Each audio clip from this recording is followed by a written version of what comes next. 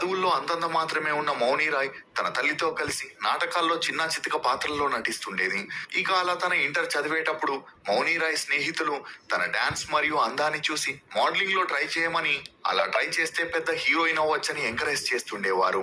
దీంతో తన తల్లిదండ్రులకి ఢిల్లీలో మాస్ కమ్యూనికేషన్ చదువుతానని చెప్పి మౌని రాయ్ ఢిల్లీకి వెళ్లి జామియా మిలియా ఇస్లామియా అనే ఇన్స్టిట్యూట్ లో జాయిన్ అయింది. అలా ఢిల్లీకి వెళ్ళాక ఒకవైపు కాలేజీలో చదువుతూనే మరోవైపు వెస్టర్న్ డాన్స్ లో మరింత పట్టు కావాలని షామక్ డాన్స్ అనే ఇన్స్టిట్యూట్ లో చేరింది. ఇక అప్పట్లో పెద్ద బడ్జెట్ సినిమాల్లో బ్యాక్గ్రౌండ్ డాన్సర్స్ కావాలంటే షామక్ డాన్స్ ఇన్స్టిట్యూట్ నుండే తీసుకెళ్లేవారు. అలా మొదటిగా 2003లో అభిషేక్ బచ్చన్ హీరోగా, ఆయేషా జుల్కా హీరోయిన్ గా చేసిన రన్ అనే మూవీలోని ఒక సాంగ్ షూటింగ్ ని ఢిల్లీలో చేయగా, మొదటిసారి మౌని రాయ్ ఆ సాంగ్ లో బ్యాక్గ్రౌండ్ డాన్సర్ గా చేయడంతో తన సినీ అరంగేట్రం చేసింది. ఇక ఆ సాంగ్ షూటింగ్ జరిగేటప్పుడు మౌని రాయ్ కి కొంతమంది మేనేజర్స్, ఆర్టిస్ట్ కోఆర్డినేటర్స్ తో పెరిగిన మంచి పరిచయం కారణంగా